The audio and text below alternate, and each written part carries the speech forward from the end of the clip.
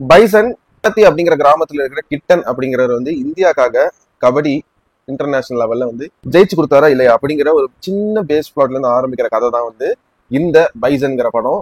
இந்த பைசன் படம் ரிவ்யூக்கு போறதுக்கு முன்னாடி எல்லாருக்கும் அட்வான்ஸ் ஹாப்பி தீபாவளி. எப்போ போல ஹலோ ஹாய் ஃப்ரெண்ட்ஸ், நான் தான் உங்க ஜெயராமகிருஷ்ணன் பேசுறேன். குட்டி மெசேஜ், நான் தான் இதை பண்ண முடியும் அப்படின்னு நம்பிக்கை வைக்கிறது உண்டு. அண்ட் இதை நான் மட்டும்தான் பண்ண முடியும் அப்படின்னு நினைக்கிறது தான் ஓவர் கான்ஃபிடன்ஸ் நினைக்கிறேன். அப்படி ஒருத்தர் கடைசி வரைக்குமே வந்து அந்த விஷயத்த அவர் மட்டும்தான் பண்ணணுங்கிறது ஒரு விஷயமே கிடையாது. எல்லாமே ஒரு காமனான ஒரு விஷயம் தான். அண்ட் நம்ம லைஃப்லயே வந்து நம்ம மட்டும் தனியாவே வந்து எல்லாத்தையுமே வந்து சாதிச்சிட முடியாது. அதுக்கு நிறைய பேரோட உதவி டைரக்டாவோ இன்டைரக்டாவோ வந்து நம்மளுக்கு பண்ணிட்டு தான் இருப்பாங்க. ஸோ எல்லாத்துக்கூடயுமே வந்து அந்த நான் தான் அப்படிங்கிற ஒரு கர்வம் வந்து இருக்கக்கூடாது. முடிஞ்ச அளவுக்கு தன்மையா ஹம்புலா வந்து இருக்க பழகணும். பைசன் இந்த படத்தோட கதை ரொம்ப ரொம்ப சிம்பிளான ஒரு கதை தான். இது சொல்ல போனா ஒன் ஆஃப் த பயோபிக் அப்படின்னே வந்து சொல்லலாம். அதை எந்த அளவுக்கு சினிமேட்டிக்கா ஒரு ஆர்ட் ஃபார்ம்ல வந்து காட்ட முடியுமோ அந்த ரியாலிட்டிக்கு கொஞ்சம் கூட குறை இல்லாம வந்து எடுத்து கொடுத்திருக்காரு டைரக்டர் மாரி செல்வராஜ். அந்த கிட்டன் அப்படிங்கிற கேரக்டர் தான் படத்தோட மெயின் சோலே. அதையும் தாண்டி அவருக்கு பின்னாடி இருக்கிற கபடிக்கான அந்த ஒரு ஆசை, அவரை சுத்தி நடக்கிற அரசியல், இதை நோக்கிதான் வந்து இந்த படத்தோட கதையோட்டம் வந்து போயிட்டு இருக்கும். அதை ரொம்ப ரொம்ப தத்ரூபமா ஆர்ட் கலந்து வந்து ரியாலிட்டிக்கு ரொம்ப க்ளோஸரா வந்து படம் எடுத்து கொடுத்துருக்காரு.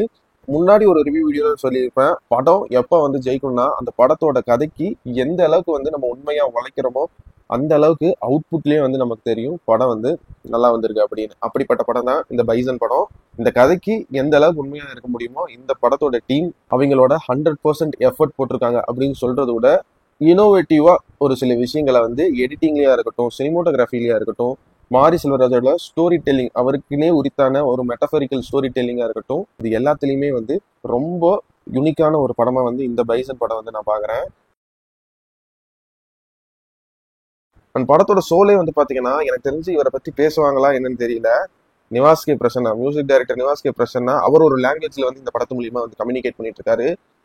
லிரிக்ஸ் தான் முக்கியமா, ரிட்டன் லிரிக்ஸ் யுகபாரதி, அதுக்காக இவர் போட்ட மியூசிக் அண்ட் இந்த படத்துக்குன்னே உரித்தான அந்த கிரவுண்டட் தன்மையை வந்து எந்த விதத்திலையும் பாதிப்படையாம இருக்கிற நிவாஸ் கே பிரசன்னாவோட பேக்ரவுண்ட் ஸ்கோர் அண்ட் இந்த படத்துல பொலிட்டிக்கலா சில விஷயங்களை வந்து அப்ரோச் பண்ணி பேசியிருக்காரு.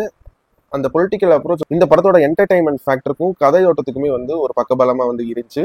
அண்ட் இந்த பைசன் படத்தோட நெகட்டிவ் என்னன்னு கேட்டீங்கன்னா, பெருசா கேரக்டர்ஸை வந்து கிட்டனை தவிர, அதாவது த்ருவ் விக்ரம் பண்ண கிட்டனை தவிர வேற எந்த கேரக்டருமே வந்து பெருசா வந்து கேரக்டரா கொடுத்த மாதிரி வந்து இருக்கல. மேபி லால் சாருக்கும் அமீர் சாருக்கும் வந்து அவங்க ரெண்டு பேருக்கும் ஒரு சில இடங்கள்ல நல்ல ரைட்டிங் போயிருக்கு. பட் அனுபமா பிளே பண்ண கேரக்டர், ரஜிஷா பிளே பண்ண கேரக்டரா இருக்கும், இதெல்லாம் வந்து ஓகே இந்த படத்துக்கு இது மட்டும் போதும், இவ்வளவு எக்ஸ்ப்ளோர் பண்ணா போதும் அப்படிங்கிற அளவுக்கு லிமிட் பண்ணிட்டாரோ அப்படிங்கிற மாதிரி தான் இருந்துச்சு. அண்ட் முக்கியமா மாரி செல்வராஜ் படங்கள் பொறுத்த வரைக்கும் ஒரு நெகட்டிவா வந்து எனக்கு வந்து தெரியுது, அவரோட படங்கள்ல இருக்கிற ரொமான்டிக் சீன்ஸ் ரொம்ப நல்லா யூனிக்கா இருக்கும். பட் ஆனா போதும், இது இந்த படத்துக்கு இவ்வளவு ரொமான்ஸ் போதும் அப்படின்னு அவரே ரெஸ்ட்ரிக்ட் பண்ணிக்கிறாரோ அப்படிங்கிற மாதிரி தான் தோணுச்சு. அண்ட் இந்த படம் கபடியை பேஸ் பண்ண ஒரு படம். இந்த படத்துல கபடியை விட இந்த கபடி சுத்தி நடக்கிற பாலிடிக்ஸ் பத்தி தான் வந்து நிறைய பேசி இருக்கிறாரு. படத்துல கபடி ரொம்ப கம்மியா தான் வந்து இருக்கு. ஸோ அதனால வந்து ஒரு ஸ்போர்ட்ஸ் டிராமாவா பார்க்கும்போது அந்த கபடி கூட பெருசா பாலிடிக்ஸ்ல கனெக்ட் ஆன மாதிரி கபடி கூட பெருசா கனெக்ட் ஆக முடியலையோ அப்படிங்கிற மாதிரி வந்து எனக்கு ஒரு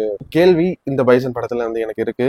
மற்றபடி இந்த படத்துல ஆக்டிங் பெர்ஃபார்மன்ஸ் பொறுத்த வரைக்கும் எல்லாருமே நீட்டான ஒரு ஆக்டிங் பெர்ஃபார்மன்ஸ் பண்ணியிருக்காங்க. பசுபதி சார் படத்துக்கு படம் ஆக்டிங்ல பயங்கரமா வந்து வேரியேஷன் கொடுத்துட்டு இருக்காரு. இதுலயுமே வந்து கிட்டனோட அப்பாவா வந்து ரொம்ப யூனிக்கான ஒரு ஒர்க்கை வந்து இந்த படத்துக்கு கொடுத்துருக்காரு. முக்கியமா இந்த படத்துல ஸ்டன்ஸை ஹேண்டில் பண்ண விதம் ரொம்ப நல்லா இருந்துச்சு.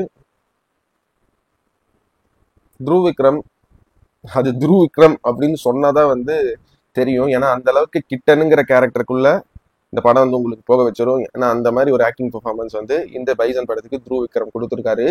ஸோ ஆக மொத்தத்துல இந்த படத்தோட ஃபர்ஸ்ட் ஹாஃபை பொறுமையா பாத்தீங்கன்னா செகண்ட் ஹாஃப் ஒரு ஃபுல் மீல் சாப்பிட்ட மாதிரி வந்து இருக்கும்னு நான் நினைக்கிறேன். அண்ட் இந்த பைசன் படத்துக்கு என்னோட ரேட்டிங் என்னன்னு கேட்டீங்கன்னா 100க்கு ஒரு 75 மார்க்ஸ் தாராளமா தருவாங்க. Bison rooted intense socially charged but less sports drama movie.